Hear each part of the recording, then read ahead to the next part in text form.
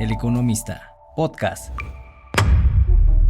Previamente, en Dinero, Finanzas y más. Pues así es como le estamos viendo. Como tú estás diciendo un poco, este planteamiento es, no se está cambiando nada, cada quien es responsable, tiene su propia bolsita de ahorro, si me lo permites decir de esa manera. Fíjate lo que hace una consistencia de ahorro en el largo plazo.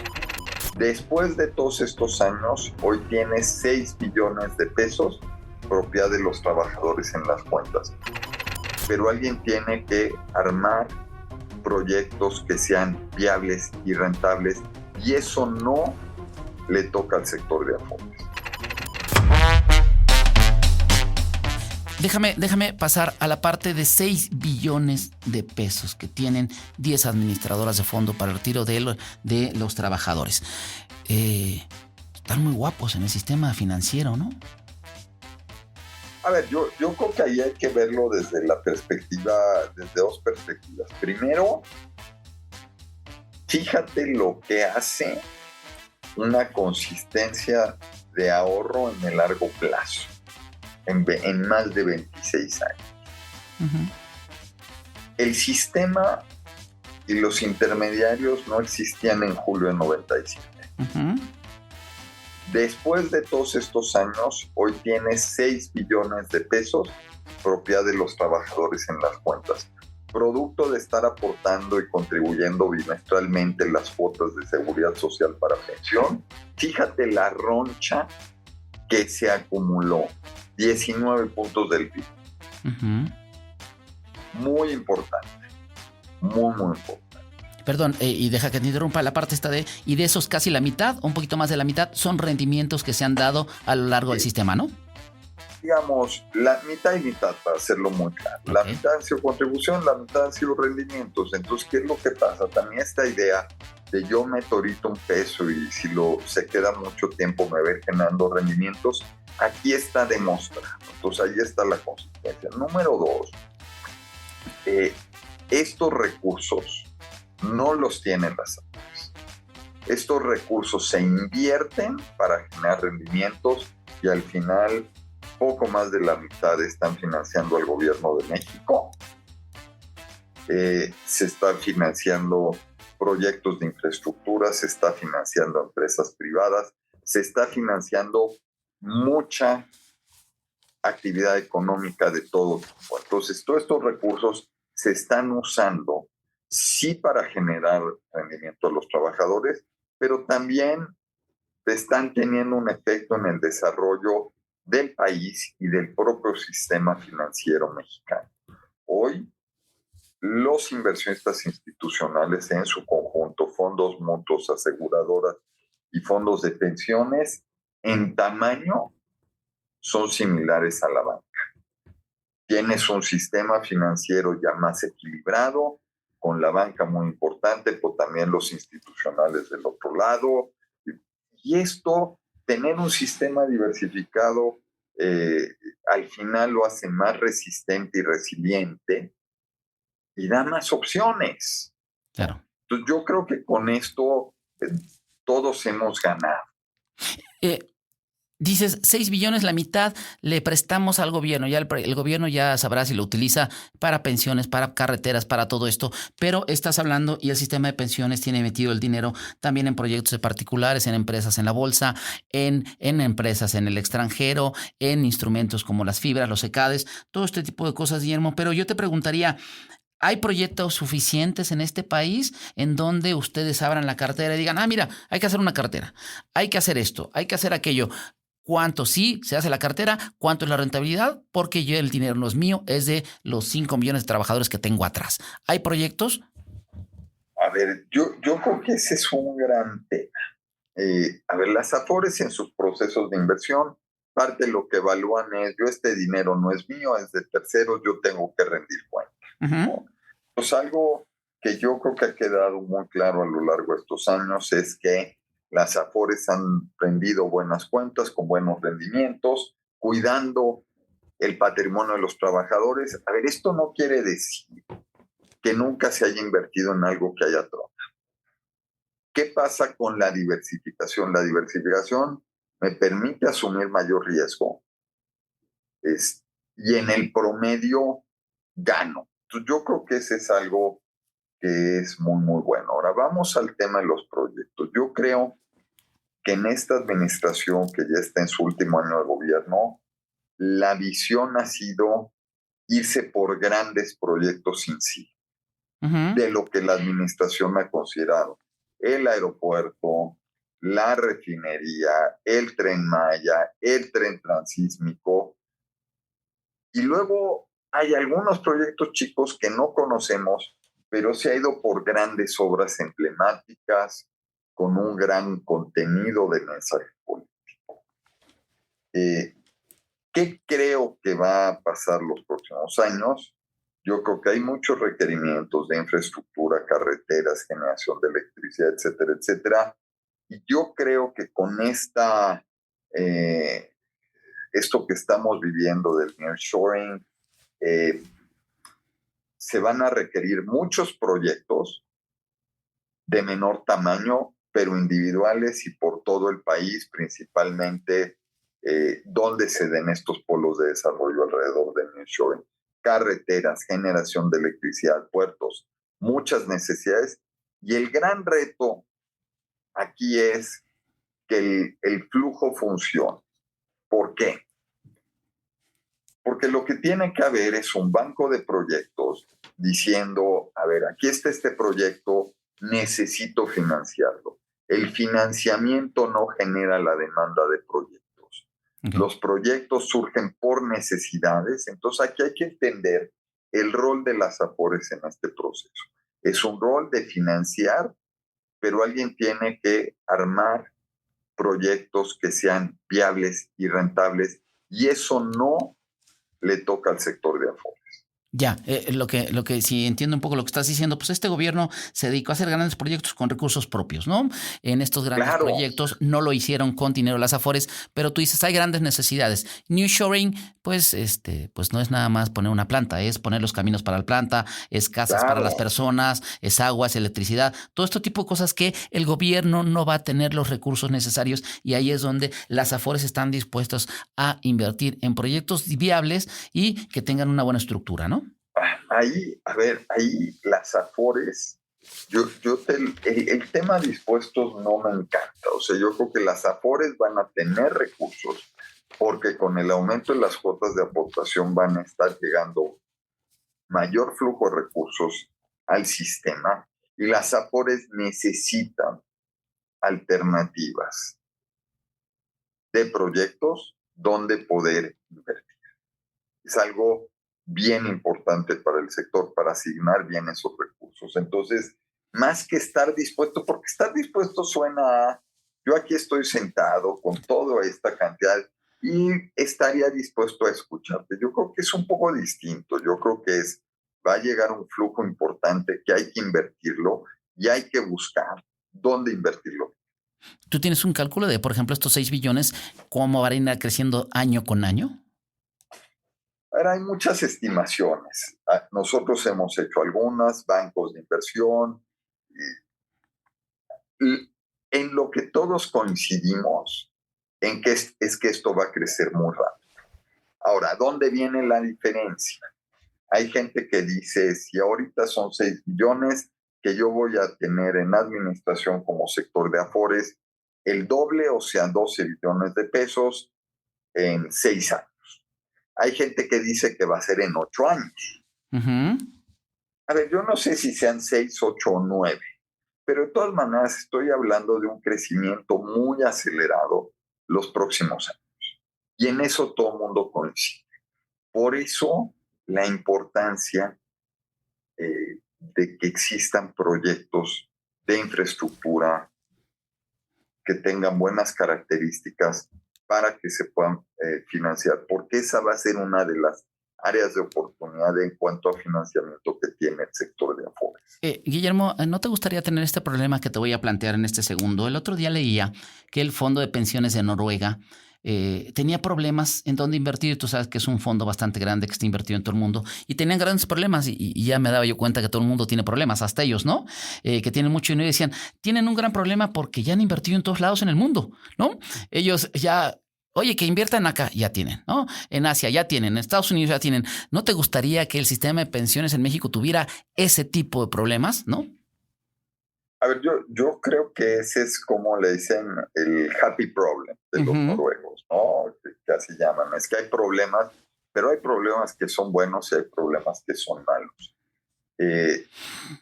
Yo creo que el tener ese tipo de problemas es bueno, claro, porque al final te está dando evidencia de que algunas cosas estás haciendo bien. En el caso de los noruegos, eso es evidencia de qué? De que son disciplinados con su tema del petróleo, que le están metiendo todo el dinero y no se lo están gastando en otros. O sea, entonces, el tener ese happy problem es porque en otras partes estás ejecutando de manera correcta. Sí, ahora regresando al caso de México, si el sector crece mucho como lo estamos previendo por el aumento de cuota de aportación y nos vamos al escenario no de 10 años para que se dupliquen de 6, eso quiere decir que el sistema va a estar operando bien y que va a ser un happy problem. Ojalá y lo tengamos.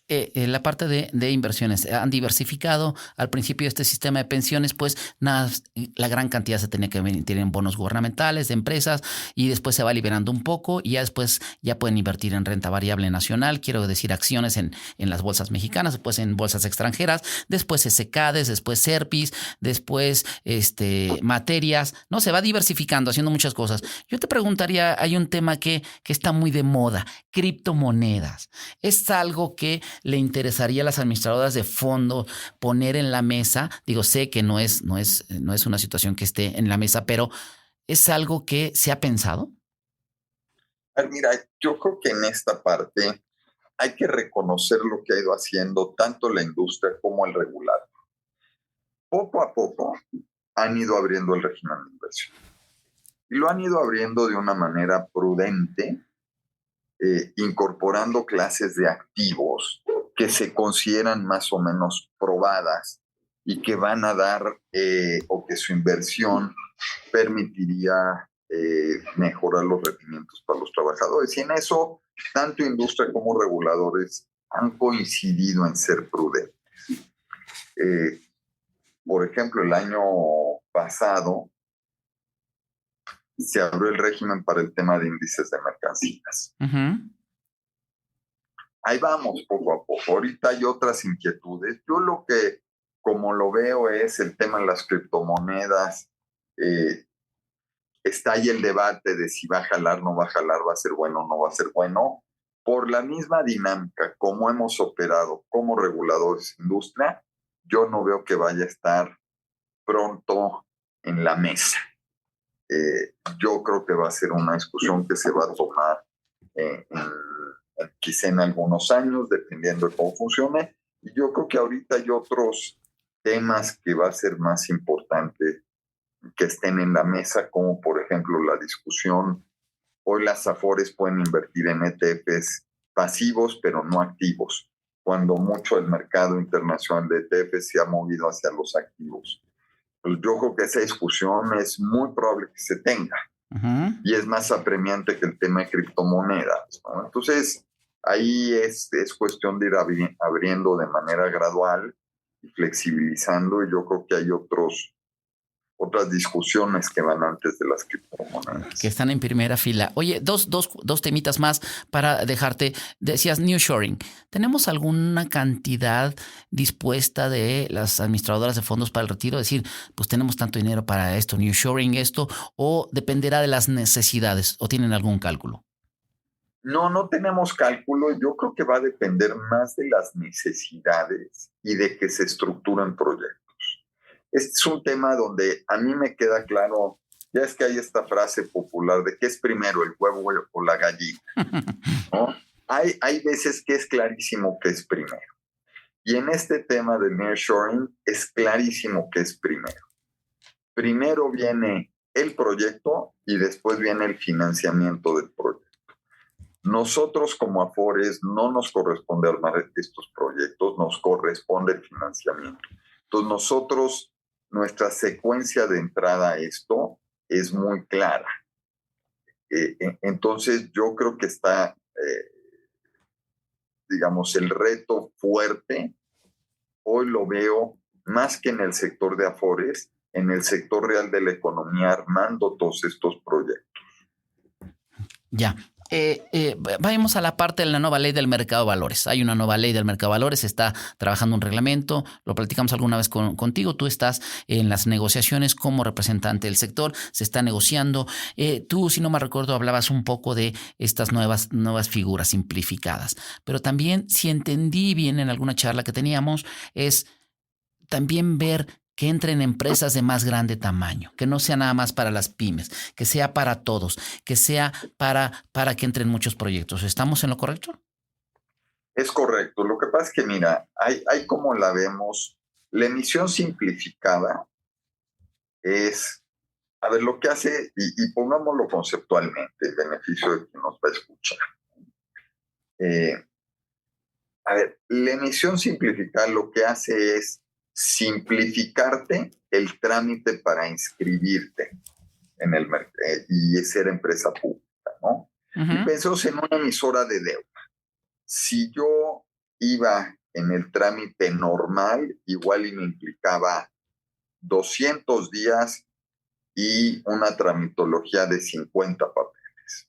Lo que hace la simplificada es decir, oye, ¿qué te parece si hacemos este fast track? Y en vez de 200 días te tardas 50 y te pido 10 papeles. Te facilito la entrada. Y ya quien compre, pues va a ver si toma el riesgo o no toma el riesgo, y en esa parte no se están metiendo. Entonces, hay que verlo como una reforma de desregulación del acceso al mercado de valores.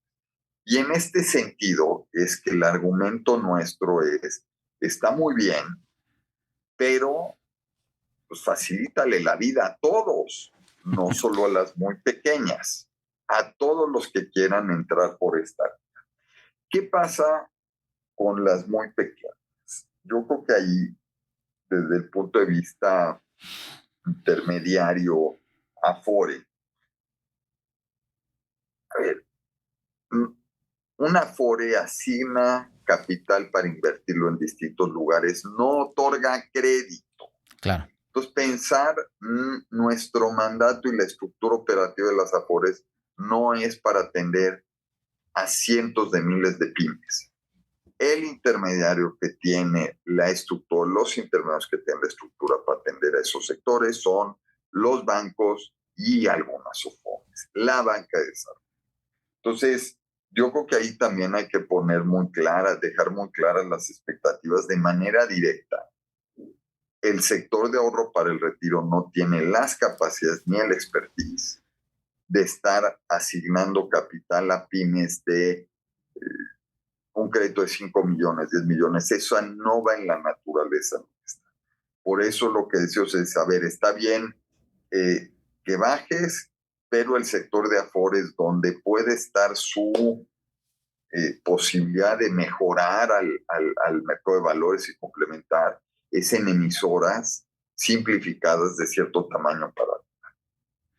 ¿De qué tamaño más o menos? O sea, que sean empresas, que valga la pena tu chamba, que valga la pena el arrastre del lápiz, ¿no? A ver, mira, ahí tenemos varias consideraciones. La primera es que no todas las Afores son iguales. Ok. Difieren mucho en tamaño, etcétera. Entonces, justamente queremos hacer un ejercicio para entender dónde estarían viendo esos números, sabiendo que hay diferencias en apetito al riesgo, en sus procesos de inversión y demás. A ver, la Afore, tanto en su modelo de atención al cliente, que eso me voy a desviar un poco, pero creo que es muy importante. Las Afores en su modelo de atención al cliente, en su modelo operativo, en su modelo de inversiones, no son iguales. Okay. Son muy distintas y tienen estrategias diferentes. Entonces, a la hora de empezar a ver esto en la parte de inversiones, nos topamos justamente con esta realidad. No todos lo hacen de la misma manera. Entonces, estamos en un proceso para entender diferencias, pero donde sí hay un común denominador es muy chiquitas, no, porque no va en mi ADN. Claro. ¿Tienes algún ticket más o menos? Justamente andamos viendo, pero van a ser tickets de medianos a de mayor tamaño, ¿no? Medianos a menor tamaño, arriba de ¿qué? ¿100 millones de pesos? No sé, o sea, es que no sé si un mediano sea un ticket de 100 millones. Okay. O sea, justo andamos ahí viendo los números porque además también la CONSAR tiene reglas de diversificación. Claro. Yo no puedo tomar una emisión solito. Por el riesgo, ¿no? De ciertos instrumentos, por el riesgo. Entonces, hay que diversificar. Entonces, justamente ahí andamos afinando el lápiz para ver los números y ver dónde puede andar, pero si es 100 millones o es 200 millones, estamos hablando de tickets de cierto tamaño para arriba, claro, que no es el de una MIPYME. Exacto. Eso sí es muy claro. Eso, como dices, no está en el ADN las Afores financiar ese tipo de proyectos. ¿Hay alguna otra cosa que ustedes han levantado la mano en esta nueva ley que están pidiendo en la nueva reglamentación? Pues mira, nosotros lo que hemos visto en este proceso es que la autoridad está ahí preparando su borrador de iniciativa. Hemos estado dialogando y sugiriéndoles los temas que son muy importantes. Del tamaño, que no vayan a poner un tope, creemos que es muy importante. Y estamos ahí evaluando también qué requisitos deben ser los mismos. O sea, cuáles temas son los que en serio todos tuvieran que cumplir, no importa si estoy en el mercado tradicional o en el simplificado. Entonces ahí andamos justamente todo ese proceso de evaluación. Ya. Guillermo Zamarripa, finalmente para terminar esta charla, a la gente, ¿qué le dirías? Un consejo que le des a la gente para que este sistema de pensiones le reditúe en su vida. A la gente de a pie, que le digas, que se acuerden de Guillermo Zamarripa a la hora del retiro y digan gracias. A ver, yo creo que el mejor consejo es que revisen su estado de cuenta periódicamente, que vean que dado lo que gana, el dinero que debe llegar a su Afore, que esté viendo y que tomen un rol activo en gestionar esa cuenta. Yo creo que es el mejor consejo que se le puede dar a cualquier participante del sector de ahorro para el retiro, porque está trabajando en el sector formal, es háganse dueños de su cuenta, síganla, administrenla como un recurso propio, hagan sus cuentas, vean que llega lo que debe llegar, tomen propiedad y conciencia de ese activo financiero que es de su propiedad. Y yo le sumaría y que ahorren un poco, ¿no? Que tengan algo de ahorro voluntario y eso les ayudará mucho. Eso siempre va a ayudar. Perfecto. Guillermo Zamarripa, presidente de la Amafore, te agradecemos mucho por haber estado en este espacio de Dinero, Finanzas y más del periódico El Economista. Gracias, Guillermo. Muchas gracias por la invitación. Gracias a ustedes por habernos escuchado. Aquí estamos en esta casa editorial. Les agradecemos. En la producción estuvo Fabián González y en la conducción Eduardo Huerta. Gracias y hasta la próxima.